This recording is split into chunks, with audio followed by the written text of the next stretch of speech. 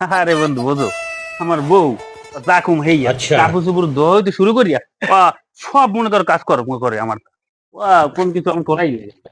এই সব এই ভাই, তুমি এখন এই যে বাবা ভাবি দেখলে খামার দিয়ে সব তলাই গেলে তুমি তো ভাবির আনতে জামা কাপড় ধো না।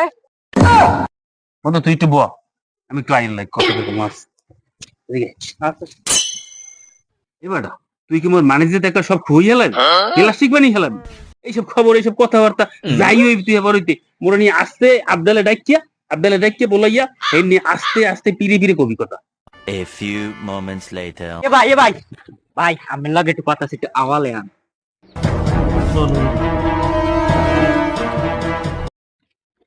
কি কবি ক ফের টেনে লই ইসু।